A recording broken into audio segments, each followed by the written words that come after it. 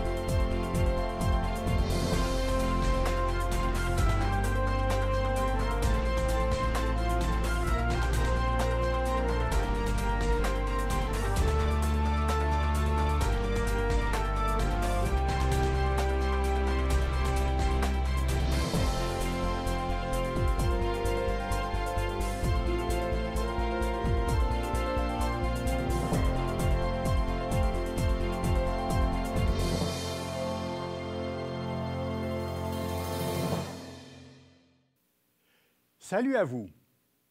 Peut-on croire n'importe quel évangile? Quelle différence cela fait-il? La réponse est simple. La différence entre croire la vérité ou croire à des erreurs. C'est pourquoi l'apôtre Paul, dans son livre aux Galates, insiste pour affirmer avec force qu'il n'y a pas d'autre évangile que celui annoncé dans les Écritures. Si nous-mêmes, si un ange du ciel annonçait un évangile s'écartant de celui que nous vous avons prêché, qu'il soit anathème, c'est-à-dire qu'il soit rejeté ou exclu. C'est donc l'évangile prêché par Jésus qui constitue le seul véritable évangile. L'apôtre Marc décrit d'ailleurs le début du ministère du Christ en ces termes. Après que Jean eut été livré, Jésus alla dans la Galilée, prêchant l'évangile de Dieu. Il disait, « Le temps est accompli et le royaume de Dieu est proche. Repentez-vous et croyez à la bonne nouvelle. » Remarquez que Jésus disait « Croyez à la bonne nouvelle ». Cette bonne nouvelle, c'est l'annonce de l'établissement prochain du royaume de Dieu sur la terre. Et ce royaume, c'est le gouvernement divin qui sera bientôt chargé d'administrer la terre entière. Au moment où le Christ a prononcé ces paroles, certains croyaient en lui, mais ne croyaient pas ce qu'il déclarait. « Si je dis la vérité, pourquoi ne me croyez-vous pas? » disait Jésus. La situation n'a pas vraiment changé. De nos jours, plusieurs croient en Jésus-Christ. Ils sont convaincus qu'il a existé, qu'il était un être exceptionnel et qu'il a accompli de grandes choses. Mais ils ne portent pas attention à ce qu'il a dit, au message qu'il est venu apporter. Comme Jésus parlait ainsi, plusieurs crurent en lui. Et il dit aux Juifs qui avaient cru en lui, « Si vous demeurez dans ma parole, c'est-à-dire si vous mettez en pratique mes enseignements, vous êtes vraiment mes disciples. Vous connaîtrez la vérité et la vérité vous affranchira. » Dans la prière que Jésus adressa à son Père avant de mourir, il dit, « Ta parole est la vérité. Cette parole est d'ailleurs la source à partir de laquelle nous pouvons connaître et prouver la nature de l'Évangile, de même que sa portée. Sans l'ombre d'un doute, on y voit que le seul véritable Évangile de Jésus-Christ est la bonne nouvelle annonçant qu'une civilisation différente sera bientôt instaurée sur la terre par le gouvernement de Dieu, pour le bonheur de l'humanité qui connaîtra enfin la paix, la sécurité et l'abondance. Notez que la bonne nouvelle de l'établissement du royaume divin n'a absolument rien à voir avec les évangiles d'hommes qui sont centrés sur la personne du Christ, mais qui laissent de côté ses directives et ses enseignements concernant la façon chrétienne de vivre notre vie de tous les jours. C'est pourtant ce genre d'évangile qui est surtout prêché de nos jours. On se borne à parler de ce qui se rapporte à la vie de Jésus, aux actions qu'il a posées, mais on ignore le contenu du message qu'il est venu apporter. C'est pourquoi des millions de gens croient à l'existence du Christ, mais ils ne croient pas en Jésus-Christ. Ils ne croient pas ce qu'il a dit. L'histoire de la Bible nous montre que dès les premiers siècles de l'Église, le véritable message de l'Évangile a été altéré et corrompu, de sorte qu'un faux évangile ayant trait à la personne de Jésus a été répandu sur un monde crédule. Aujourd'hui, le courant principal du christianisme a adopté une interprétation déformée de l'Évangile, dans laquelle plusieurs idées païennes ont été incorporées. L'Encyclopædia Britannica décrit très bien cette réalité. Transporté dans un monde influencé par la pensée grecque, l'enseignement chrétien fut modifié inévitablement, pour ne pas dire transformé. L'espoir du Messie fut oublié. La notion du royaume de Christ sur la terre a presque disparu.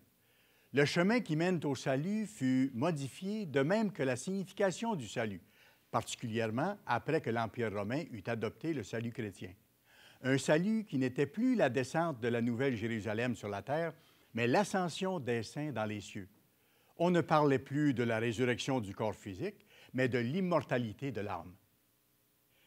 L'historien Edward Gibbon fait une observation similaire au sujet du règne terrestre du Christ et de ses saints dans le royaume de Dieu. Il écrit que la doctrine du millénium était soigneusement enseignée par les théologiens de l'Église primitive. Il rapporte « Cela semble avoir été le sentiment dominant des croyants orthodoxes. » Il poursuit en disant « La doctrine du règne du Christ sur la terre était premièrement considérée comme une allégorie sérieuse. Elle fut peu à peu regardée comme une idée incertaine et inutile, et fut enfin rejetée comme une invention absurde, hérétique et fanatique. » Voilà ce qui s'est passé avec le véritable Évangile. Pour employer une analogie moderne, disons qu'il a littéralement disparu de l'écran. En résumé, peu de temps après la mort du Christ, son message fut altéré. Les principaux éléments de ce message furent rejetés et remplacés par de faux enseignements d'origine païenne. Gibbon a également rapporté que l'Église primitive faisait un tout de la loi de Moïse et de la doctrine du Christ, rejetait l'immortalité de l'âme comme n'ayant aucune appartenance au livre biblique, et rejetait aussi les coutumes païennes comme les Saturnales qui sont célébrées aujourd'hui sous le nom de Noël. C'est frappant de voir que ces doctrines non bibliques, qui étaient rejetées par l'Église primitive, sont devenues par la suite les principes de base de l'ensemble du christianisme traditionnel dans le monde. Nous vivons à une époque très spéciale de l'histoire, et bientôt, après le retour annoncé du Christ sur cette terre, tous pourront enfin savoir la vérité à ce sujet. Le prophète Ésaïe a décrit cette époque en disant « La terre sera remplie de la connaissance de l'Éternel, comme le fond de la mer par les eaux qui le couvrent. » Ce n'est pas du tout le cas présentement. Aujourd'hui, dans notre société agitée et pressée, bien peu de gens prennent le temps de voir par eux-mêmes ce que mentionnent vraiment les Écritures concernant le véritable Évangile. Mais dans le monde nouveau qui approche, les humains désireront profondément connaître les enseignements du Christ, les comprendre et en vivre. Des peuples s'y rendront en foule et diront « Venez et montons à la montagne de l'Éternel, à la maison du Dieu de Jacob, afin qu'il nous enseigne ses voies et que nous marchions dans ses sentiers. Car de Sion sortira la loi, et de Jérusalem la parole de l'Éternel. Le Christ régnera et enseignera à partir de Jérusalem, où il établira son quartier général. Ainsi parle l'Éternel, je retourne à Sion, et je veux habiter au milieu de Jérusalem. Jérusalem sera appelée ville fidèle, et la montagne de l'Éternel des armées, montagne sainte. La Bible révèle que plusieurs événements importants auront lieu juste avant la fin de l'époque actuelle. Jésus a déclaré que la proclamation du véritable Évangile préparerait le chemin pour son retour, pour son second avènement. Il prophétisa en disant « Cette bonne nouvelle du royaume sera prêchée dans le monde entier pour servir de témoignage à toutes les nations. Alors viendra la fin. » Vous avez bien entendu, l'annonce de cette bonne nouvelle n'a pas pour but de convaincre ou de convertir l'humanité, mais plutôt d'informer et d'avertir les nations qu'au-delà des temps très difficiles dans lesquels nous vivons et qui vont d'ailleurs empirer, il y a l'espoir absolu d'un monde différent.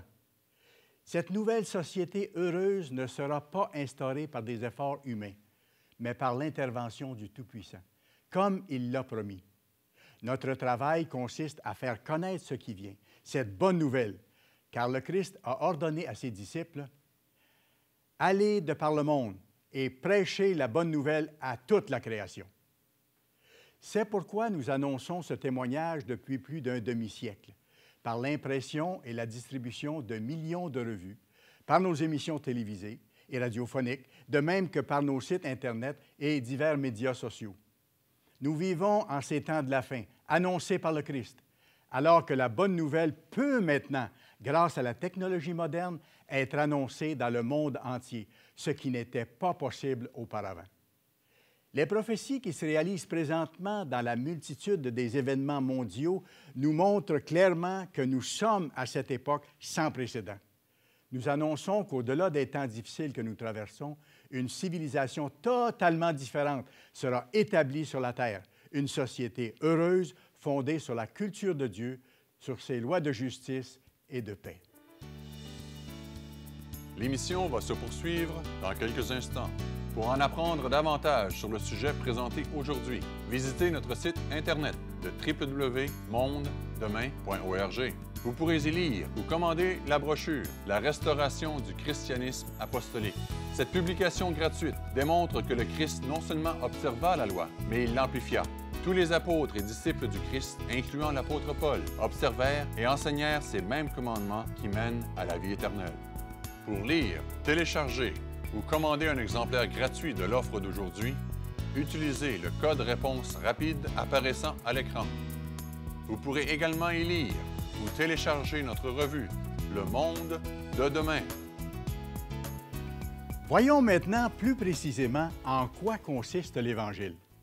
Le mot « évangile » vient du grec et signifie « bonne nouvelle ». Dans le monde actuel, troublé et chaotique, nous entendons chaque jour des nouvelles qui sont généralement mauvaises. Les gens sont inquiets et se demandent de plus en plus quelle tournure prendront les événements. Pourtant, la meilleure nouvelle que vous puissiez entendre en ce moment, c'est ce que la Bible appelle justement la bonne nouvelle du royaume de Dieu. Ne me croyez pas sur parole, mais vérifiez vous-même ce que je dis dans le livre ancien qui annonce clairement ce qui arrivera. Vous en serez grandement encouragés et vous saurez comment réagir. Pourquoi dit-on qu'il s'agit d'une bonne nouvelle? Parce que l'établissement du royaume de Dieu sur la terre mettra fin à toutes les atrocités, à toutes les guerres, aux souffrances, aux misères et aux injustices de toutes sortes.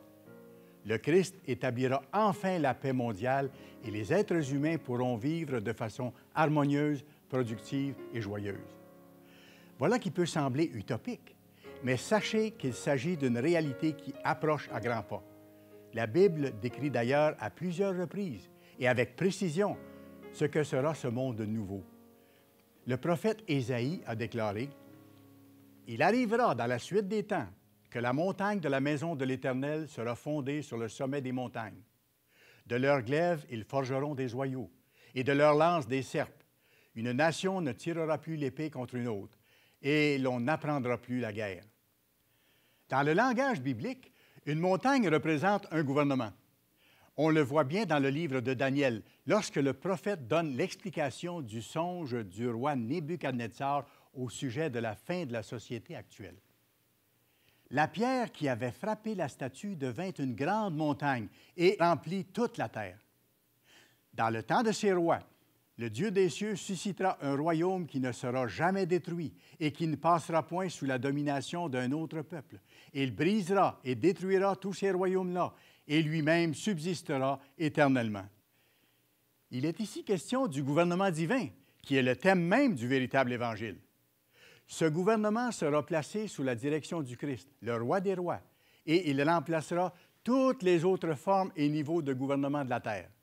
À ce moment-là, Dieu va attirer tous les êtres humains au Christ et il leur donnera la force d'obéir à ses lois pour qu'ils soient enfin heureux et en paix. Je répandrai sur vous une eau pure et vous serez purifiés. Je vous purifierai de toutes vos souillures et de toutes vos idoles. Je vous donnerai un cœur nouveau et je mettrai en vous un esprit nouveau. J'ôterai de votre corps le cœur de pierre et je vous donnerai un cœur de chair. Je mettrai mon esprit en vous et je ferai en sorte que vous suiviez mes ordonnances et que vous observiez et pratiquiez mes lois. Voilà pourquoi les nations se tourneront alors vers Jérusalem, le siège de ce gouvernement mondial, pour apprendre les voies divines, source de bonheur et de prospérité. Rappelons-le, le Christ sera le juge suprême des nations et il jouera le rôle d'arbitre entre les peuples. Toutes les armes et instruments de guerre seront alors fondus pour en fabriquer des outils agricoles. Et ils ne serviront plus à mutiler et à tuer, car les humains n'apprendront plus la guerre. Il n'y aura plus d'armée ni d'académie militaire. Ce sera un monde de paix et de sécurité. Le prophète Zacharie en parle ainsi. L'Éternel sera roi de toute la terre en ce jour-là. L'Éternel sera le seul Éternel, et son nom sera le seul nom. Jérusalem sera élevé et restera à sa place. On habitera dans son sein. Jérusalem sera en sécurité. Zacharie précise encore davantage au chapitre 8 de son livre. Ainsi parle l'Éternel. Je retourne à Sion et je veux habiter au milieu de Jérusalem. Jérusalem sera appelée ville fidèle et la montagne de l'Éternel des armées, montagne sainte. Ainsi parle l'Éternel des armées. Des vieillards et des femmes âgées s'assiéront encore dans les rues de Jérusalem, chacun le bâton à la main, à cause du grand nombre de leurs jours. Les rues de la ville seront remplies de jeunes garçons et de jeunes filles jouant dans les rues. Ainsi parle l'Éternel des armées. Si la chose paraît étonnante aux yeux du reste de ce peuple, en ces jours-là, sera-t-elle de même étonnante à mes yeux? Voilà une description claire de ce que sera la société paisible du monde de demain, lorsque se réalisera la bonne nouvelle qu'est l'Évangile, lorsque le royaume de Dieu sera établi sur la terre pour le bien-être et le bonheur de l'humanité. Il s'agit du véritable Évangile, celui annoncé par Jésus-Christ lui-même, celui qui est illustré clairement dans les pages de la Bible. Prenez le temps de vérifier vous-même dans les Écritures ces choses enthousiasmantes. Comme pour tout royaume, le royaume divin comprendra 4 éléments. Un territoire, un roi, des citoyens qui habiteront ce territoire et finalement des lois régissant les individus et la société. Quel territoire occupera ce royaume? Comme nous venons de le lire, le Christ sera roi de toute la terre. Voilà le territoire et voilà le roi. Qui seront les citoyens de ce royaume mondial? Les êtres humains encore vivants au retour du Christ. Quant aux lois régissant ce monde nouveau, il s'agit des 10 commandements, la grande loi spirituelle qui nous apprend comment aimer Dieu et comment aimer notre prochain. Contrairement à ce que plusieurs prétendent, cette loi n'a jamais été abolie. Jésus lui-même l'a affirmé en disant « Ne croyez pas que je sois venu abolir la loi ou les prophètes. Je suis venu non pour abolir, mais pour accomplir. » Dieu ne change pas et les lois qu'il a décrétées sont immuables. Elles produisent toujours les mêmes effets. Les 10 commandements forment la base de la loi spirituelle divine prévue pour diriger la conduite humaine. Il nous est clairement dit qu'en obéissant à ces lois, nous serons bénis. Nous en récolterons les effets bénéfiques. Par contre, lorsque nous désobéissons à ces directives, des résultats négatifs et malheureux en découlent, inévitablement. C'est ce qui explique l'état désastreux dans lequel se trouve présentement notre monde. Corruption, violence, mensonges, vol, adultère, meurtre, guerre et autres horreurs. Il s'agit là des fruits amers de la transgression des commandements de Dieu. L'émission va se poursuivre dans quelques instants. Pour en apprendre davantage sur le sujet présenté aujourd'hui, visitez notre site Internet de www.mondedemain.org. Vous pourrez y lire ou commander la brochure « La restauration du christianisme apostolique ». Cette publication gratuite démontre que le Christ non seulement observa la loi, mais il l'amplifia. Tous les apôtres et disciples du Christ, incluant l'apôtre Paul, observèrent et enseignèrent ces mêmes commandements qui mènent à la vie éternelle. Pour lire, télécharger ou commander un exemplaire gratuit de l'offre d'aujourd'hui, utilisez le code réponse rapide apparaissant à l'écran. Vous pourrez également y lire ou télécharger notre revue « Le Monde de demain ». Comment est-il possible d'entrer dans le royaume de Dieu, d'en faire partie? Rappelez-vous les paroles du Christ. « Repentez-vous et croyez à la bonne nouvelle ». Si nous croyons réellement, nous devons passer à l'action. Se repentir veut dire simplement changer nos mauvaises façons de penser, de parler et d'agir, celles qui sont contraires aux lois établies par Dieu. Les églises du monde invitent les gens à croire à Jésus, mais elles n'enseignent pas qu'ils doivent se repentir de tout ce qui est contraire aux lois divines, qu'ils doivent cesser de transgresser les commandements et vivre plutôt selon les enseignements du Christ. Pour faire partie du royaume de Dieu et recevoir la vie éternelle, il nous faut absolument nous conformer aux lois de Dieu. C'est ce que le Christ a dit au jeune homme riche qui lui demandait ce qu'il devait faire pour entrer dans la vie éternelle. Et voici, un homme s'approcha et dit à Jésus, « Maître, que dois-je faire de bon pour avoir la vie éternelle? » Il lui répondit, « Pourquoi m'interroges-tu sur ce qui est bon? Un seul est bon. Si tu veux entrer dans la vie, observe les commandements. » Voilà pourquoi les êtres humains doivent se repentir et abandonner leur façon de penser et d'agir qui vont à l'encontre des commandements.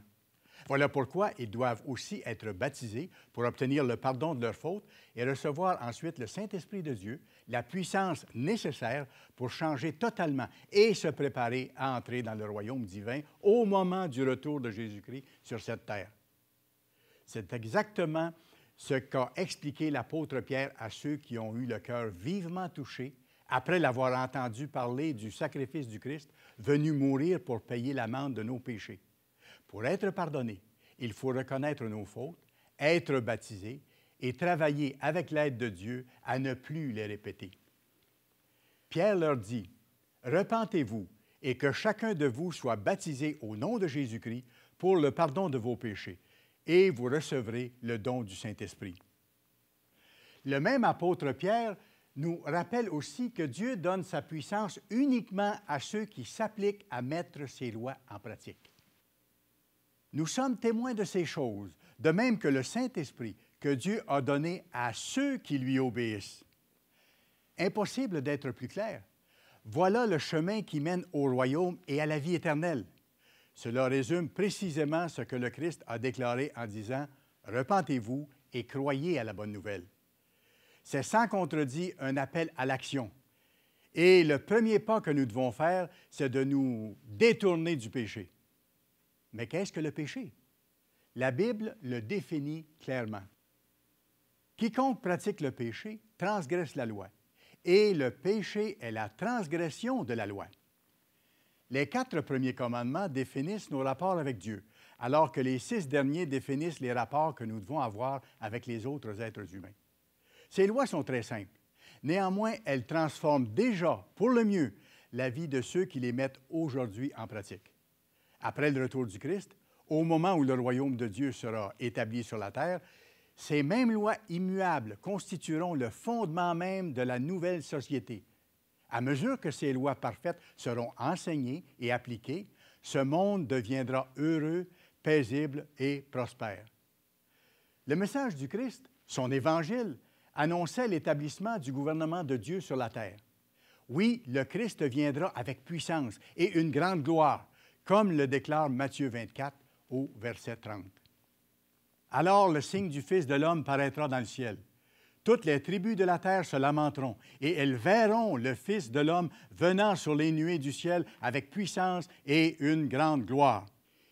Il viendra établir le gouvernement divin et régner sur toutes les nations en compagnie de ceux qui se seront qualifiés durant leur vie actuelle pour un tel poste. Celui qui vaincra, je le ferai asseoir avec moi sur mon trône, comme moi j'ai vaincu, et me suis assis avec mon Père sur son trône.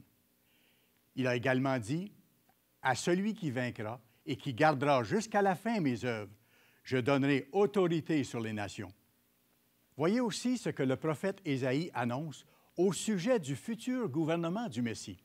« Car un enfant nous est né, un fils nous est donné, et la domination reposera sur son épaule. Donner à l'Empire un accroissement et une paix sans fin au trône de David et à son royaume, l'affermir et le soutenir par le droit et par la justice, dès maintenant et à toujours. Voilà ce que fera le zèle de l'Éternel des armées. » Lorsque le Messie viendra avec toute la puissance divine, nous aurons enfin un monde de paix, de bonheur, de joie et de prospérité. Ce sera un monde nouveau, où les gens hériteront la vie éternelle. Tel est le seul véritable Évangile, celui que nous proclamons maintenant au monde entier par nos émissions, par nos diverses publications et par les médias sociaux. Joignez-vous à nous chaque semaine à l'émission Le Monde de demain. Nous continuerons de partager avec vous les enseignements de Jésus-Christ et la signification des prophéties du temps de la fin. Nous vous invitons à être des nôtres pour découvrir la perspective divine concernant les événements qui marquent l'actualité, les vérités bibliques et la vie chrétienne. Sur ce, je vous dis à la semaine prochaine. Même heure, même station. Pour en apprendre davantage sur le sujet présenté aujourd'hui, visitez notre site Internet, le www.mondedemain.org. Vous pourrez y lire ou commander la brochure « La restauration du christianisme apostolique ». Cette publication gratuite démontre que le Christ non seulement observa la loi, mais il l'amplifia. Tous les apôtres et disciples du Christ, incluant l'apôtre Paul, observèrent et enseignèrent ces mêmes commandements qui mènent à la vie éternelle. Notre site Internet, www.mondedemain.org, vous offre également des articles révélant les principes divins qui mènent à une vie abondante et heureuse, en plus de fournir une perspective unique sur les événements mondiaux, actuels et futurs. Pour lire, télécharger ou commander un exemplaire gratuit de l'offre d'aujourd'hui, utilisez le code réponse rapide apparaissant à l'écran. Vous pourrez également y lire ou télécharger notre revue Le Monde de demain et vous abonner à notre cours de Bible.